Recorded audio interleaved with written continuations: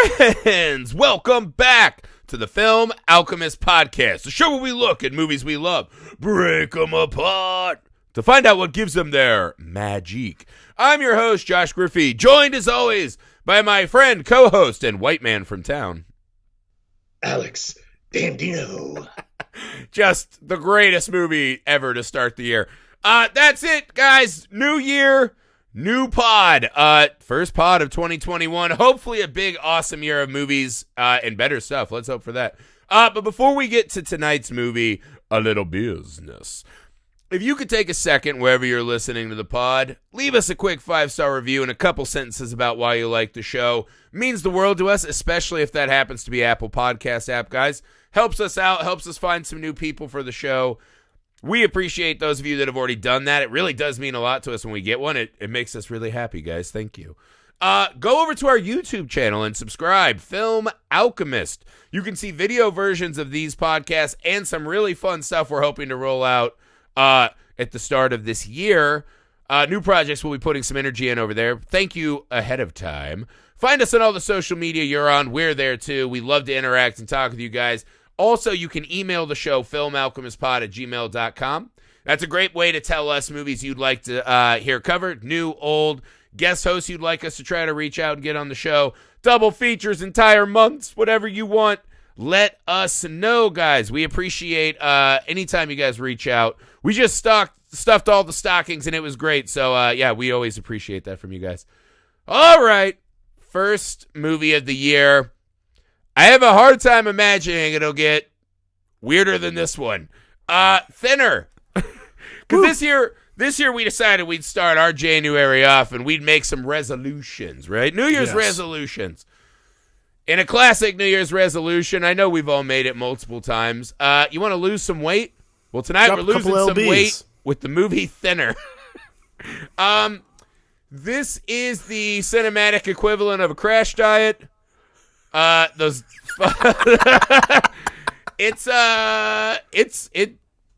is a spectacle. That's probably the best word I could think. Alex, initial thoughts on Thinner? Oh man, Thinner is a movie I remember seeing the trailer for a lot and be like, oh, that looks scary. And then I watched it as a young person and I'm like, wow, that was not scary. That was actually pretty terrible and weird. But like as I got older, I was like, wow, that's actually so much fun. And so like I've had a great time rewatching this movie so much that I'm so glad we're covering it. Because it just has so many of these weird little twists and turns, not even for a Stephen King movie. I was actually reading about this also. This apparently was the novel that dimed him out with using his pseudonym.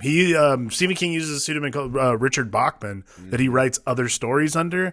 This was the book that fucking got him caught. And apparently the book was not selling well and everyone found out it was Stephen King and like increased tenfold. Which is hilarious. No shit. I still have never understood why he's like, I just want people to not read my shit more. Yeah, what the hell is that? This is like when Garth Brooks grew the little soul patch and became Chris Gaines. I mean, like, it's definitely Chris Gaines material. All that wild success just said. Well, very much like Chris Gaines, I thought this movie was everyone picking on the poor white man from town. When I was younger and watched it with my uncle who didn't really like anything in life, right? Was a fairly joyless man unless he was telling other men how they could do better in life. Right. But I remember one night it was late and he had, just like a drink. We were out on his like little closed-in Florida porch watching movies and Thinner came on. And watching him become so animated at this movie, I remembered it as somewhat of like a heroic quest for a man standing up for himself against the forces of evil. Because I was, 8. That is not at all what this movie is. No. In fact, a lot of it's about the servitude of the Italians to the white man. Yeah, no. The Italians get dragged in and run through the mud, as it were, too. They get run through the gravy. The gravy. Oh, no, the gravy. Poor Alex. Your people can never catch a break. But it's real tough. It is one of those movies too. You're just like, God. Like I just wrote so many things in my notes. Like make sure to mention this and this. I don't know exactly where to start. So let's just start with the the horrifying makeup job in this movie. And it actually, to say it's bad would be an understatement. I understand this. And everyone needs to know up front, Thinner has such a place in my fucking clogged arteries. I love this movie. Yes. I'll never give up on this movie, so I'm going to be defending it, even if it sounds like I'm being mean. The makeup in this movie is so bad. It's so bad most of the time. But in a weird way, pretty impressive. It works, right? Because a lot of this movie is how people view other human beings. Yeah. Like, there's a lot of this movie that just is bad in a lot of, like, objective terms. But it is so much fun that the, like, yes, the kind of really bad fat suit actually works really well. Like, it all fits, Well, so to speak. I see what you did there. Just across the board, though, right? Like, one of the strangest things, because we talked about this too. This feels like a super high budget made for TV movie. Yeah, it's like a Sunday afternoon movie. Yeah, and back then there were a lot of movies in this ilk, right? Like a thriller or some kind of horror that your parents could be like, "That's awful. I hope that never happens to me," movie. Right? But they had these big fucking budgets and they look like polished Hollywood pieces, right? Nowadays, this would be shot on someone's like iPhone for $7,000 and, you know, we'd see it that way, maybe at a festival or whatever. And I kind of miss this pocket of big, weird, kind of bad, but so fucking fun you can't turn away thrillers. And what I like, again, getting back to this makeup, right? 'Cause I was like, so we have the old guy who has the black hole in the middle of his face, right? The cloudy eye.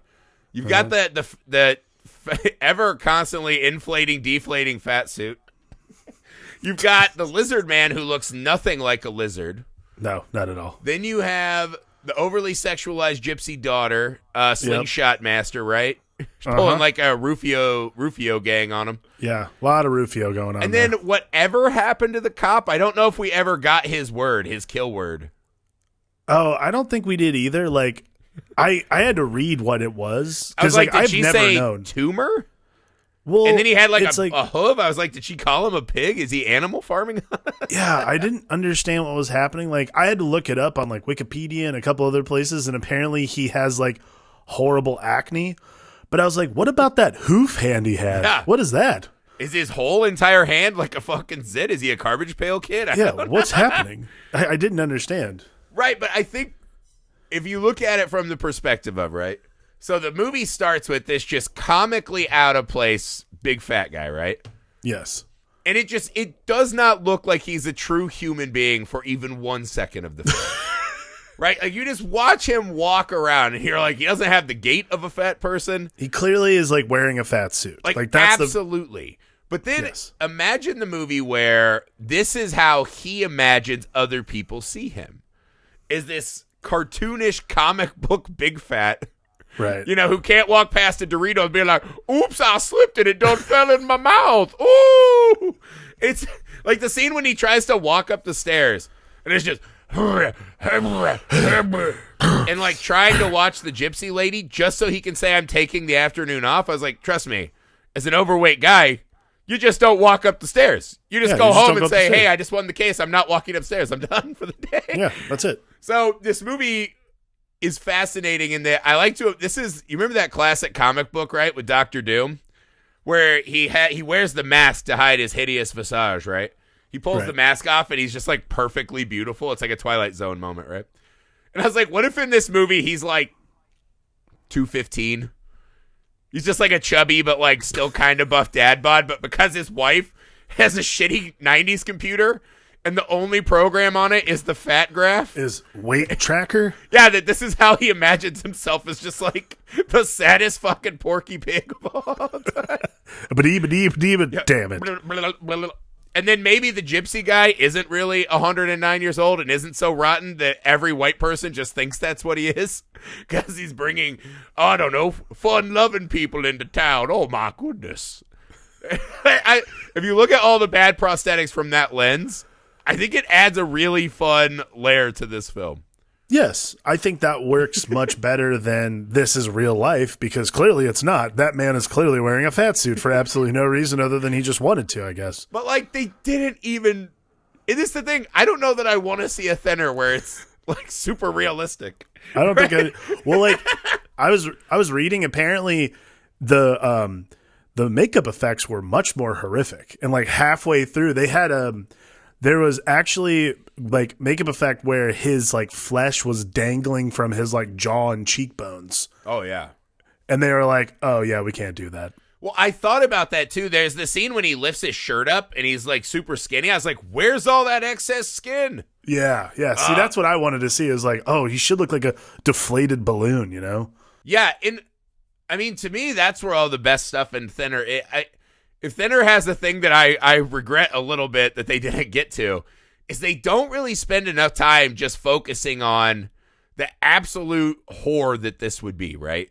Oh, yeah. Because there's a great scene, right? There's an amazing fucking scene in this movie, and I was like, this is the lever scene. This is what makes this a fucking horrifying idea, right? Is there's the scene when he's losing weight, and he's sitting at the table just fucking mowing chicken, right?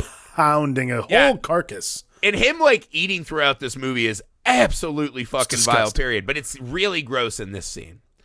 And you see his daughter watching, and she's just fucking like, she can't take it. She's like, Dad, in so many words, your fat fucking lifestyle disgusts me. Right? And she has to run out of the room crying because he just will not stop mowing down. And if you think about that scene, it's really funny because he's probably always eaten that much food, right? To be who he was. The difference is that now he's not being punished for it, right? So there's a world where the daughter's like, when you ate that entire bucket of KFC, but you became this fucking cartoonish blob man that, you know, strutted about our house, I felt like you got what was coming to you. In this scene, he's eating voraciously and still losing weight. The daughter knows the natural order is wrong. And it makes her so afraid. Instead of being like, good for you, Dad, you're skinnier and you still get to eat, you know, classic, you get something for nothing. She's actually scared because she knows this is not natural. And I was like, that's the fucking movie. And I think this movie spends a shockingly small amount of time in the body horror zone, which seems insane for the movie where the guy melts on himself. Like, I think that's the interesting thing about this movie is this should be like body horror, the number one body horror movie ever. Like, this is truly everyone's greatest fear. Not necessarily like fear, I guess, but like your body, the control you have over your body, to be fat, to be thin, anything, being taken away from you. Mm-hmm. I mean, that in and of itself is utter terror. So yeah, no, for sure. I had that. I don't know if you remember when I got sick, they found out I had a disease. I lost like 70 pounds in 2 months. I was terrifying. Blacking out. My hands were shaking. I was like, I can't drive the car with the kids in it. It was horrifying, right? Yes. He even has that great line where he's like, I'm big a beast. It's like he's spewing chicken bits. Oh, that's the best. That's my favorite scene in the whole fucking movie. Like, short of like the bubbling pie, which we'll get to, that scene where he's literally like eating what appears to be at this point a rotting carcass of meat.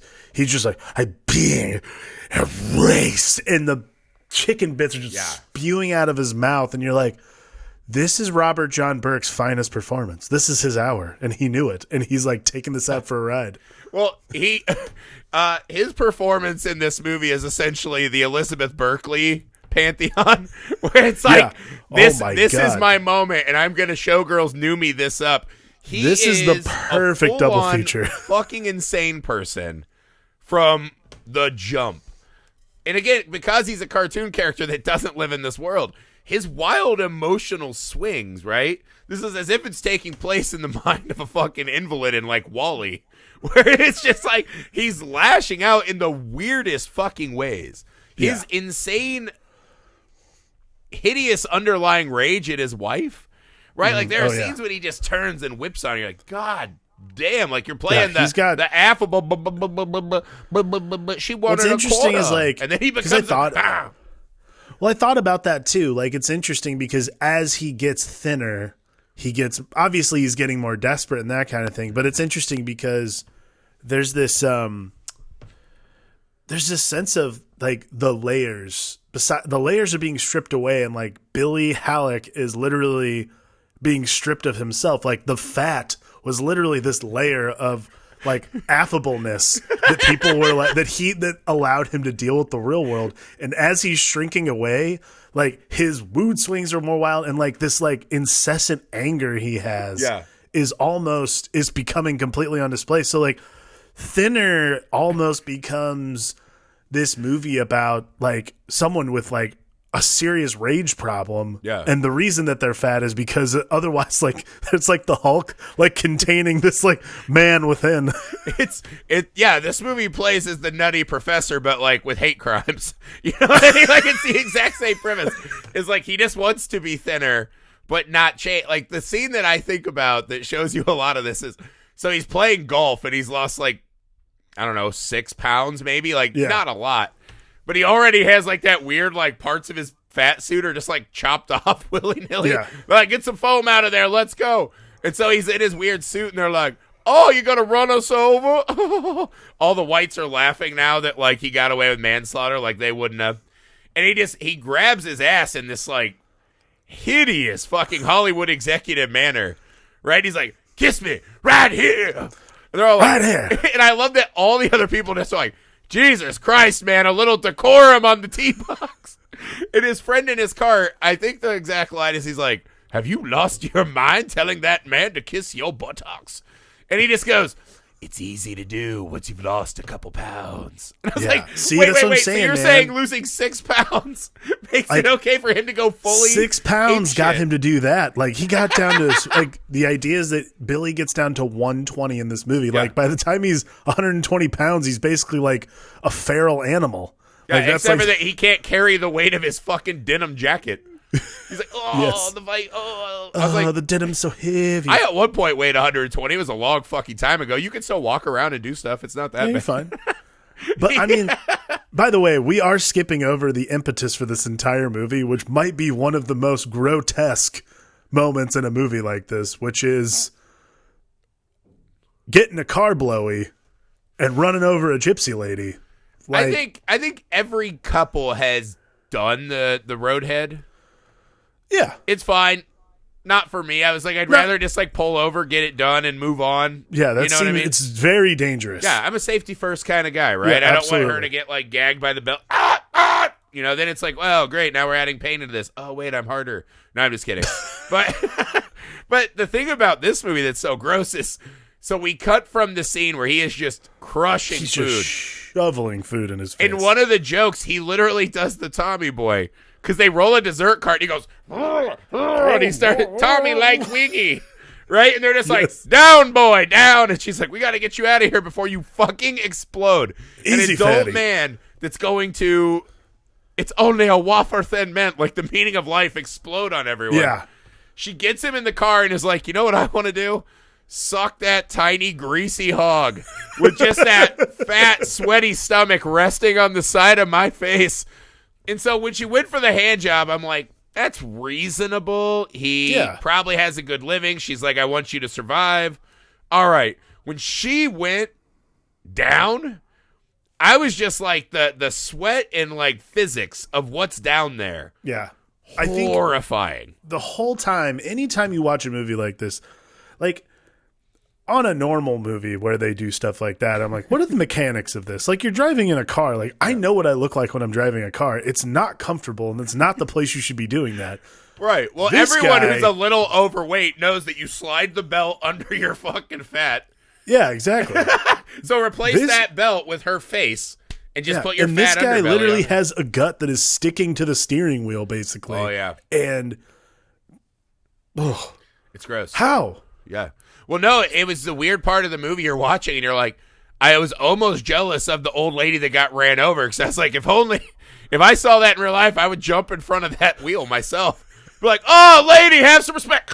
And just erase that from my brain. She was distracted by the Stephen King cameo. Also, I got to point out, though, I love this because it is somewhat of a... So this lady does just fucking barrel out. She's an old lady who doesn't know to check both ways before she walks out.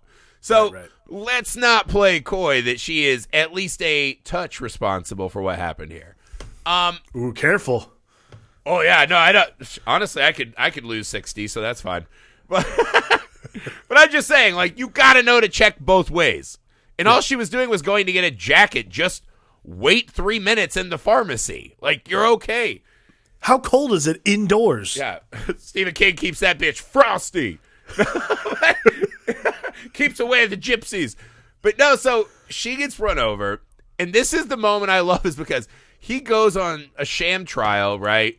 All the whites show up with no defendants or no, victims there. They brush this under the rug, right? Somehow in this moment, this is when our main protagonist decides, God damn it, my wife has gotten off too easy.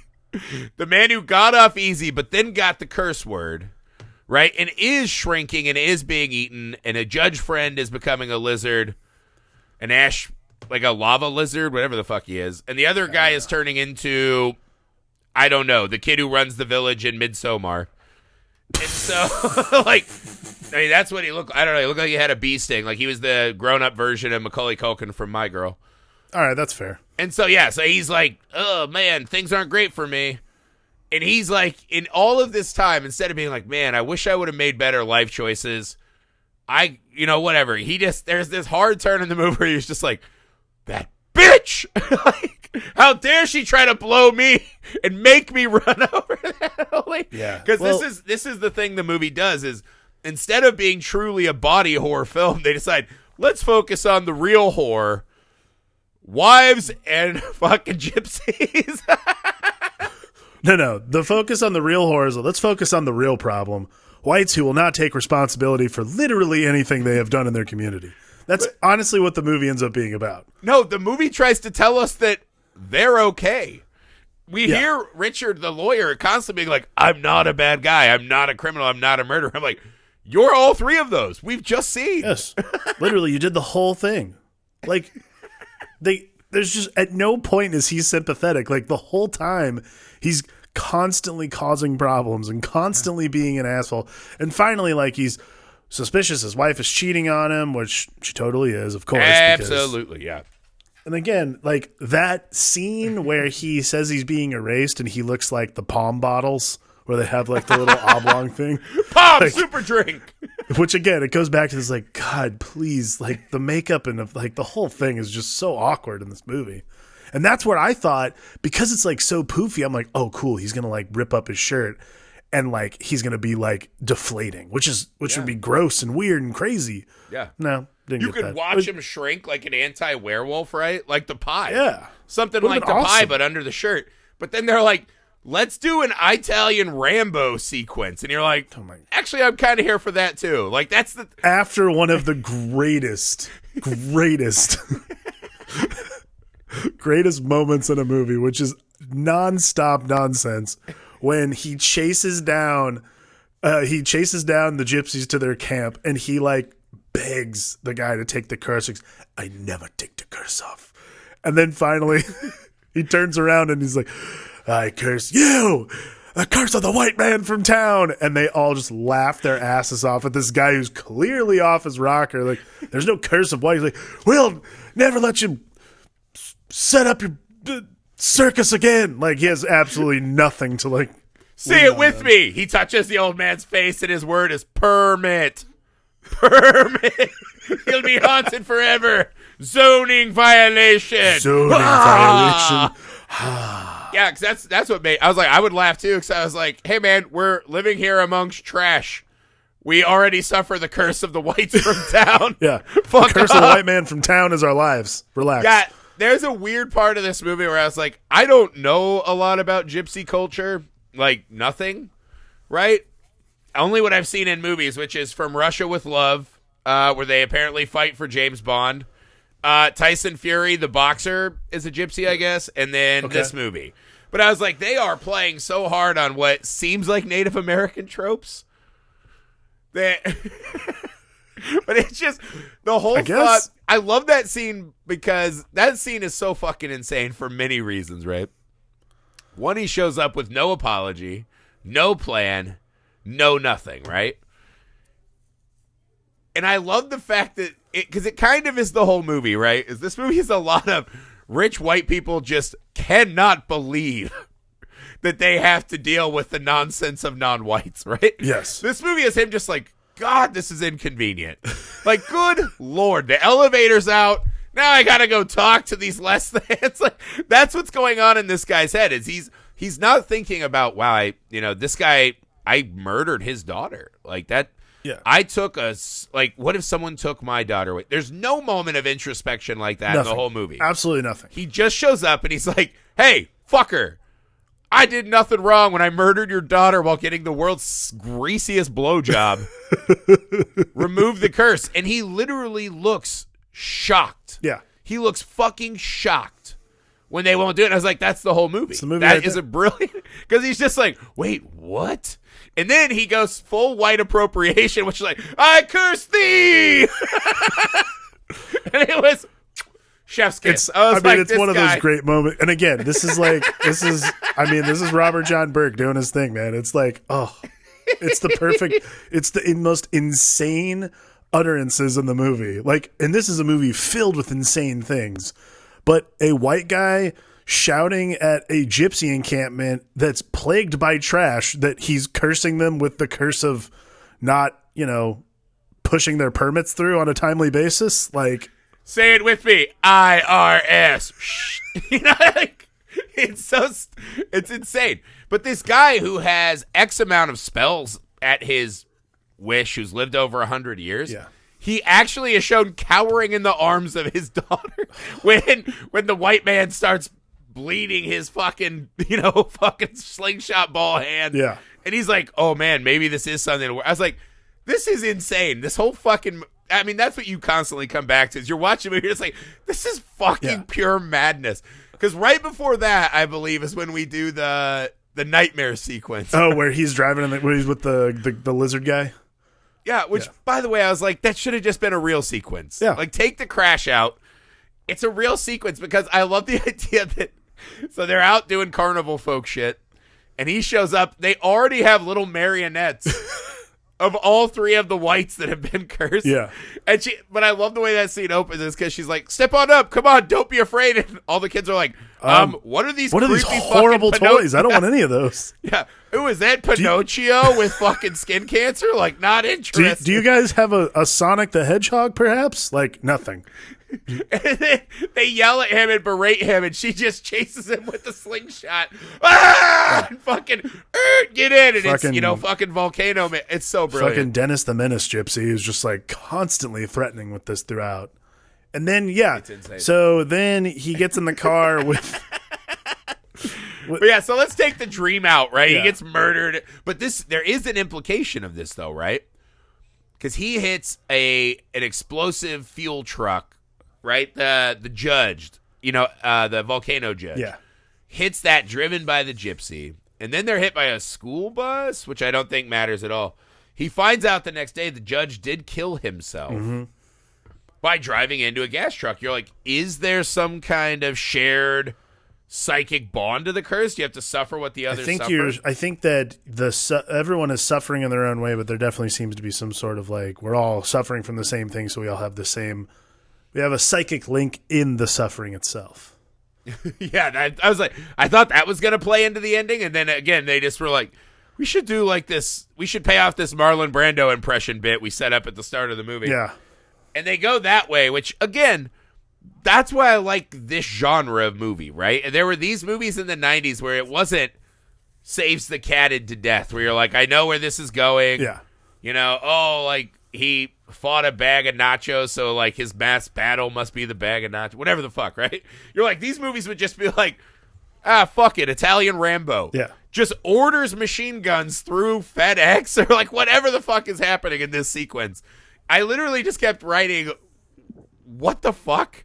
For like 15 minutes of the movie, it's pure insane, and we all of a sudden send our fucking leafy, wafy thin lawyer to bed and let the Italian Hammer take over.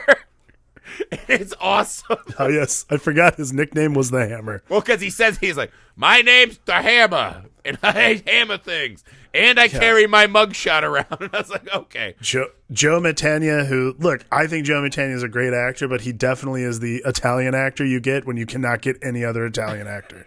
Of like the ilk of Italian actors that were in famous Italian American movies throughout the 80s and 90s, he's the guy you get. But like, yeah, I also wrote, I think 5 times in my, I wrote 5 times in my notebook, why? Just like repeatedly. And I know it happened right around the time that Italian Rambo happened. Because I'm just like, what is going on? And also, I also wrote down, wow, all right, so us Italians are definitely subjugated to the whites. Get out there and take care of my problems, please. It is what the whites from town do best, is turning minorities against each other and then coming out on top and clean of fucking problems. But not to say Italians are minorities, but my God. I guess. I don't know what the ranking is on that. I don't know. Who knows? But I'll say this. I'll say in the Stephen King land, yes. Yeah, I mean, maybe. I don't know. So he's but his plan is brilliant, right? Where he's like, I'll handle this. So first it's, I'll poison the dogs with a note seemingly written in blood, right? I don't know whose blood. Lift the curse of the white man on town. Hey, doggies, who want some strychnine, right? Then he goes to his lookout, who 100% they just on the sly let us know that he is emotionally entangled with. Right. Right? Because the guy even says, like, I don't do anything with pictures or whatever. And he's like, that's good. That's very good. And you're like, wow, there is so much S tension in this parking lot. Next thing you know, that guy shows up dead as his fucking gun delivery shows up. And they write their message in whipped cream on a car, right? As there's a dead body out there. And he's like, let me FedEx together this. And he's like, I'm going to fucking blow this town up, this gypsy village. This is the part that absolutely fucking blew my mind, though. Not only does he seven it, right, and trick them into shooting her husband. Classic maneuver. That's a Rambo maneuver. But the next day, there's an actual crime scene of the flaming wreckage of the gypsy village and dead bodies everywhere. And the Hammer, who just got off trial for a pay-to-murder assassination plot, right, walks in with just a coat, a fake FBI badge, and it's like, hey, you want to get in my car and go identify a guy? Hey. And that is just a thing that happens. He walks in the middle of all these cops and steals an integral witness to all the events of the last night and brings her back to his hotel. And someone wrote that, and then some executives were like, yes, logical step. Unbelievable. Gold. This is the wonderful thing about the 90s, especially movies like this, is they literally are just like, I feel like in a room where they were sitting there, like, greenlighting scripts and stuff, someone read through this, and they're like, I don't know. Based on the novel by Steve. Yeah, that's fine. Stephen King. We're good. He knows what he's doing. Someone was writing their portfolio.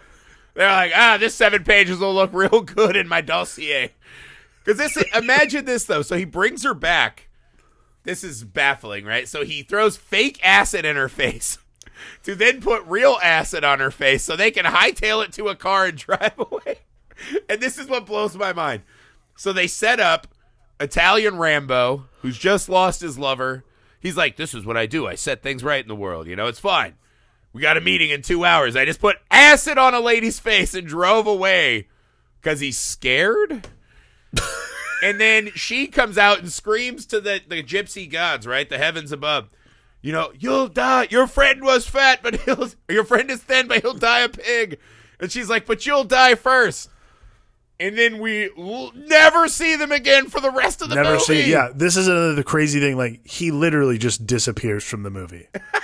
Just gone. And so does she. He blows up the entire fucking encampment, and he's just, well, I guess that storyline's over. Got to get to the end here. Yeah, so she made it back to the village, and essentially the gypsy who's been around for 106 years and has cursed God knows how many white men from town just goes, this guy's a fucking maniac. I got a deal. And I was like, what? He fucking deals. And I don't know. The Italian Rambo sequence, I guess Rambo's Italian if you think about it. But I was like, that sequence is so fucking good and so fucking derails the narrative of this film. In a way, because there should have been like an altered states, like he goes and is like the gypsy's prisoner and has to search inside of his own fucking rotting body.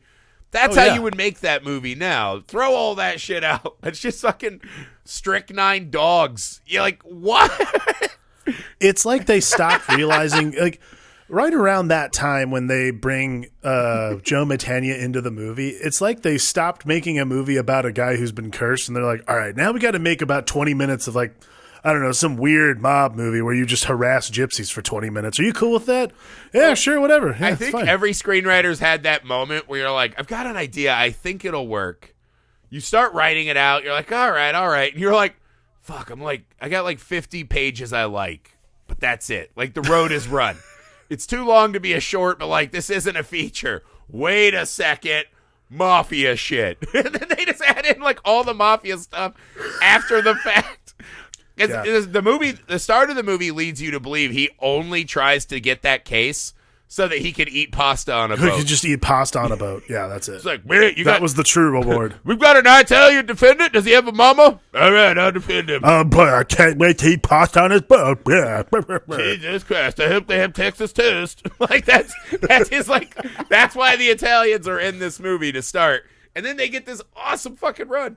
Oh, I love that part. Yeah, I like that the mafia is basically just like the Deus Ex Machina of this movie. It's like, well, that'll solve it, and then that's it. Well, the movie is specifically telling us that just being a criminal pays. Yeah. Like, just be a white-collar criminal, and it's all good. Like, he actually just like, oh, he got a guilty guy off who's definitely committed murders and is running a criminal enterprise. Sweet. And because of that, his ill-gotten favor, he gets to go back to his life and get his family fucking murdered. This is like the thing. So it's so awesome. All leading up to what is, again, I don't understand. Like, all you have to do is wait the guy out. Like, this is the thing I'll never understand about how this movie goes or how the story goes is all that, what's the Lemke? Is that the character's name? The old man, the 109-year-old man. Yeah. Either way, all the Gypsy King has to do is wait the guy out for him to literally just expire. But see, I think you could make a case that he's getting exactly what he wants, right? That he knows by handing this power to the white man from town, he knows he'll wield it irresponsibly. Right, and it's like, who else is he gonna give that pie to? Oh, you're saying it's a fate, anyways. Yeah, I think there is a bit of that magic, right? That he knows, because I mean, it's poetic in a way that it ends up taking his daughter. Yeah, you know, but they have this like great scene where again, like, God, dude, that the last day of his life scene is probably some of the best shit in the movie. Him waking up in bed with his fucking melted wife. Wait, no, you skipped, man. You skipped the conversation where he has Lemke has the best line in the whole movie where he makes the pie. Right. He stabs. God, why didn't they show us his pie making? I wanted a Great British Bake Off segment, like a technical. I'd like to think he just literally like stole it off the counter at a drugstore or something like that. Because we're in Maine, so. See, that makes me think there's a fate involved too. Because I was like, that is some fucking white people food. Yeah, for sure. If it was like a Cracker Barrel leftovers box, that's the only way it could have been more white. So he takes this pie, which again, it's my one of my all-time favorite props in a movie. He takes the pie, stabs the dude through his ball-bearing hand, and like makes him squeeze the blood into the pie, and the pie just starts like bubbling and like writhing, and I'm like, God damn. Yeah. Could this be more on the nose? First, you must give the pie the curse, and then get the pie. And then someone else eat the pie, and then he delivers the line, which I believe you say will be on your tombstone. Yeah, no, this is. I told my wife today, I was like, my tombstone is set in stone now, literally. This line is going to be on my tombstone. So he like begs Billy Halleck to eat the pie himself because that way he will, as he puts it, die clean, and he walks. Die clean, white man. Die clean. It's a very Mario Van Peebles in Jaws 3 or Jaws 4 delivery. Die clean, white man. Die clean, white man. Die clean. But yeah, now amazing. it's actually going to be added into my will that I want my tombstone to say, "White man died clean." Right? That is what I want, with maybe like a little pie with like some heat on it. Is a cartoon. So then he takes the pie home. Takes the pie home to his what he like has and the pie is the assigned. exact flavor that is her favorite flavor. Oh yes, of course, it's her favorite flavored pie, strawberry pie. Takes the pie home, and he like, oh god, like the look on his face as he goes upstairs, like, I got a surprise for you, dude. And he's like walking, Jesus. But I was telling you, this is why this has to be magical, right? I mean, this pie is a white-seeking missile, because there is no fucking way that a human being who's just been running around like a fucking Looney Tune, right? Like a skin-suited Porky Pig running around just causing mischief and ruckus, right? Disappears off the face of the map. And then comes back to my house and says, here's food, not in a package. Unsealed food. No plastic over it, not even in a pie box. Yeah. It's just and not only open. that, the fact that this most well-known glutton isn't about to go ham on this pie with you. Shouldn't that tell you? Yeah, if my husband brought back a pie and he's like, this is a fucking pie. I've got it from a mystic, right? We eat this and rub it on each other's bodies, and we'll recreate that disgusting road blowing as we're covered in morsels and crumbs and butter sticks. Right? This is how we reignite the fires of our love, the furnace of our love making. If that's what he said, you're like, all right, maybe that. I would never in a million years eat food from a crazy person like that. And then she's not the only one. The fucking doctor, the in-shape doctor, also is like, I'll eat some fucking pie with you. That makes sense after you literally just found out I was fucking your wife. So this is crazy. So the original ending for the novel is, I guess it's not crazy, but this is the original ending for the novel is, so he wakes up, he gives his wife the pie because she's cheating on him. So in the movie, like, she eats it, and she has like this awesome melted face. And by the way, Robert John Burke's decision to kiss the melted face was like, oh, this is perfect Sunday afternoon movie fodder. Well, it's the scene where his Elizabeth Berkley performance works perfectly. Yes, it's so the good. One moment in the movie where you're like, this is so fucking perfect right now. Right. So he comes downstairs to reveal that his daughter has also eaten a piece of the cursed pie. And in the book, Billy decides to cut himself a slice and eat some too so he can join them in death. In the movie, he's like, oh my God, what have I done? And takes like a fucking forkful. And then the doorbell rings. He's like, well, I'm going to put this down and see who it is. It might be important. He's like, I'm not about to die a cuck. I'm going to get this doctor. So the doctor's at the door and he invites him in for quote unquote breakfast pie, which again, I'm like, God damn, people are gullible and stupid as hell. Well, who walks in and says like, oh yes, of course, a delicious strawberry breakfast pie. That part kills me because I was like, this movie was written one by a white guy and one a not skinny guy. I would bet my life on it. Because the guy, when he's like, I'm 220 pounds now, you're down to like a waist size 40. I was like, oh man, you guys don't know fat people sizes at all. Yeah, wow. And secondly, again, this doctor is just like, I was here to fuck your wife, but we better eat breakfast by a guy who looks absolutely fucking insane. Like a B-movie Jack Nicholson. Yeah, I'll eat breakfast pie with you, you fucking chud. Because that doctor cannot fathom for 1 second that his rich white life could be in danger. He just comes into the kitchen and he sees the guy like hand him the fucking bubbling murder pie. He's like, I do declare, do you mean me ill trespasser? And the guy's like, no. And he's like, oh, good, I thought not. And then he fucking melts. Like, that's how that guy's life ends, because he's a fucking idiot. Oh, my God. But this is the thing, too. The movie, unlike the book, does zero amount of effort to make it seem like fucking fat guy Billy? Actually likes his wife or daughter at all. No, he hates everyone in his family. There's essentially not a moment of kindness between them. Not at all.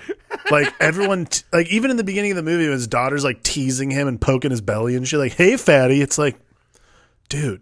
Well, like, even that when the kid walks in the morning before she does her Brando off with him, the mom's just like, "What?" She makes a fucking joke about my dad, you always made me prove my love to you in the back of a car. I was like, your maybe 12-year-old daughter's right there. Right there. And then we find out after that she's just watching The Godfather all the time. I was like, this is not a proper life for this 10-year-old or 12-year-old. What is this house? What is this life? Oh, don't worry. I was just proving my love to your father in a Camaro back when he could fit in a Camaro, fatty. And then she's like, click, click, click, click. The graph says you're a loser. And she's like, yeah, Dad, and you're a criminal. No wonder. I would have been shoving pie in all their face. Get it, like Uncle June in Sopranos. I would have been slamming. He's literally he's consuming all their heat. He's consuming all their hate and eating all the food. So as soon as he starts losing all the weight is when he becomes like truly mean and shitty to everyone. Like him being a bastard and a fat guy was the greatest time of any of their lives. And as soon as he became thin, it became problematic. Well, yeah, I mean, that's true. I would say people that are way too skinny are usually more pricks because they don't eat food and they have no comforts in their life. True. Like if someone's not there to admire their abs, like they don't have anything left to do, I guess. It's like, no, what do I do? I could just eat food. Do you want to know what the budget for this movie was? Can you guess what the budget for this movie was? I mean, if you told me like $80 million, I'd be like, yeah, that tracks. It's not $80 million. I know. I was hoping you would say it was something astronomically stupid. Let's say $10 million. $17 million. $17 million. That's what I'm saying. Almost $20 million to make this movie. Oh my God! I almost did a Sanford and Son like Elizabeth. Oh, Jesus H Christ! I mean, I'm not like an expert producer, but that feels like too much. I gotta say like too much. If I'm being honest, I'm not sure I saw it all on the screen.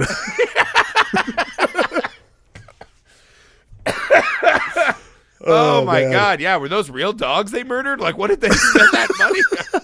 It was all the ASPCA money. Oh my God! Oh fucking hell! God damn! You know what? I just thought of another weird thing I was gonna bring up. I like that scene in the locker room from hell at the golf club. Oh what my a weird! God! Yeah. Do you remember when the fucking guy, the doctor who's fucking his wife, because he gets on the scale? Also, as an overweight guy myself, we don't get on the scale that often. We know what it's gonna say. FAT, fat. We know. Like, yeah, I don't want to know if I'm a little bit fatter or not, right? The only time I ever get on the scale is when I eat a salad or exercise, and I'm like, that'll knock off like 7, 8. And I get on the next day, and I'm like, fuck! And I never look again, right? Until I accidentally exercise or eat a salad again. But the doctor runs up as he's weighing himself in a towel and pulls his towel off, and he's like, oh, a couple more pounds, you might be able to see your balls without a meal. And they're all just fucking laughing at him. Fucking going after him, dude. And then you find out the guy who did that locker room talk is fucking his wife. Yeah. And that's what I mean. The test audiences were right. You can't end the movie without that guy getting pie. Being a fat guy, I gotta tell you, is very annoying. Like, he deserves all the people except for Billy. I mean, Billy deserves it too, but Jesus. Also, they all deserve bad stuff. First off, I'm like, I've played golf before. I'm not showering with my golf bros. I would also be like, if you weigh 280 pounds, don't wear a fucking Cosby sweater to play golf. Like, what kind of fucking weird rich... Oh, man, this movie is... I mean, it is perfection in a way. Right? Because there is a... This movie reminds me of when Jeff Goldblum's talking about chaos theory in Jurassic Park, and you're like, the water drop just never runs the way I think it will down my porous hand. And I love it for that. Like, even the thing, right, when the guy's like, hey, fat boy who just walked up the stairs and is, like, comically sweating, take this quarter down there and ask to see her pussy or whatever. And she turns around like she can hear as she's doing some form of slingshot exhibition. And as he comes down, she pulls a magic quarter out of her ear, lifts her skirt up, and then flips him off. And I was like, so she has mystical powers, still gives him what he wants without a quarter unless she magicked that quarter out of his pocket. And it's just like, but that's one of those great things. They just do that. He learns no lessons. They just do that in the movie and throw that shit away. That's the thinner thing, is like, let's just show something insanely weird that has huge implications, like magic. Throw it out. Out. Like, here's the thing I thought to myself. How many fucking kill words does this guy have? Like, let's say, Probably a lot. what if this was like the Lincoln lawyer or whatever, and it was McConaughey? What does he say to him? Like, crunches, baldness, right? Like, what's the curse for like a hot ripped vet lawyer? You know what I mean? Like, if he's in the Pelican Brief, what does he say to like T. Cruz or whatever? You know, Smaller. I don't know. he says Xenu. And Tom Cruise starts morphing. So Tom Cruise turns into an alien who screams about COVID protocols.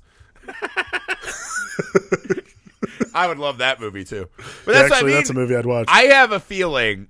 I don't know if you agree with me on this, but I was like, finding out the budget was a fucking gargantuan $17 million, which feels like a Spiro Agnew like fucking illegal money embezzling project.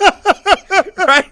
So there was no way they were not planning on making the sequel with the daughter versus the mafia. Ooh, yeah. And I was like, what kind of mafia kill Gabagool? like, what are the mafia curse words? Gabagool. Can you just say anything? I don't think so. I mean, it's got to be I don't know. Like, is there a scene where there's a guy who's like, I run the hools for the mafia, and she just goes, pussy. And next thing you know, he just gets fucking murdered. It's like a scene where, like, what's that scene in The Meg when the octopus, like, suctions onto the submarine? That's just him with all of his prostitutes in the brothel, and it's just... and he just gets murdered by vaginas. I still don't know I really want to know what the sheriff's word was. Well, it's weird that the judge's was lizard. Thinner, lizard, and I don't know, that acne makes or no sense. Pig man or something. Well, that's the thing, right? Because she calls him a pig because he's fat. I was like, call the cop a pig.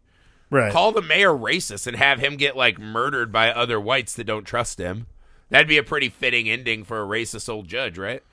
And then, yeah, thinner is perfect for the fat guy. And it's a horrifying, brilliant concept, right?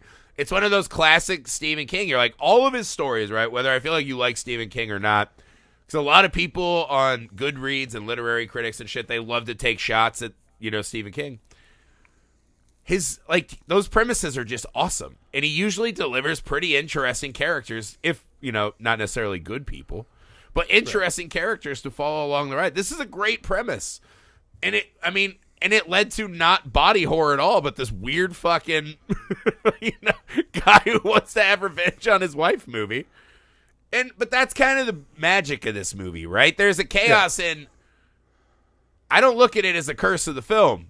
Where it's like, if this movie was super streamlined and like well crafted across the board and he didn't look like he was wearing a fat suit the whole movie, I don't know if it has the same charm. I'm not sure it would be nearly as entertaining. Yeah. I don't know. Like, it's entertaining because it has this, like, odd charm of almost... It's like this odd charm of almost being terrifying. That's the way I'd put it. It has this, like, there's aspects of it that are like, holy shit, that's creepy. Yeah. But it's almost scary. That's always my thing. It's like, it's almost there. And then, like, some insane thing happens that you're like, not scary anymore. Like, at all. And this movie is just a classic throwback to when you could make a movie. Like, if you made this movie now, you would so quadruple down on what's the symbolism of him melting? What's the art house horrifying? The horror movies today, I feel like they go so far to that end, right? We have to double down on the symbolisms and everything, make it so fucking brutal. This is a weird movie where this is body horror. This is a man who's cursed to eat himself from the inside out, right? No matter how much he becomes a glutton, he can't stop himself from rotting away, right? And they don't even worry about that, right? Like, it would be like, hey, we have a movie called, World War II. And then we just watch people like smoke cigarettes in front of a French cafe. Like, they're so not worried about we have to. We've all seen Inglourious Bastards. We know how that goes. Yeah, we don't have to hammer you with like 18, million scenes of him being horrified of his body. You want Italian Rambo, right? Like, you want these other fucking bits that are insane.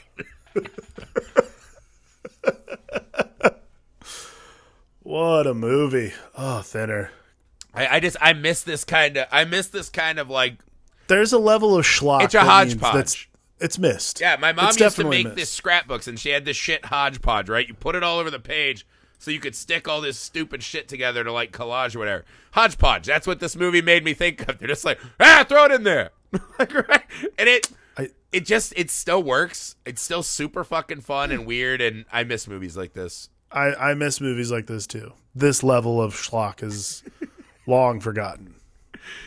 That's it, guys, for Thinner. May we all survive the curse of the white men in towns this 2020. God. All right, guys. Next movie we have on the way for you for our New Year's resolution, About Time. So this is a really awesome. I'm really excited to talk about Time. I'm very excited to talk about this movie. This is one of my wife's favorite films of all time. I fucking love About Time. We also have a special guest coming on with another awesome New Year's resolution movie. Hopefully you'll be hearing that before you know it. As always, guys, take a second, leave a rating and review, especially on Apple Podcasts. Subscribe to the YouTube Film Alchemist. Find us on social media. Email the show, filmalchemistpod@gmail.com. So excited to kick off 2021, guys. Let's make it a big year for the Film Alchemist. I'm Josh Griffey. I'm Alex Dandino.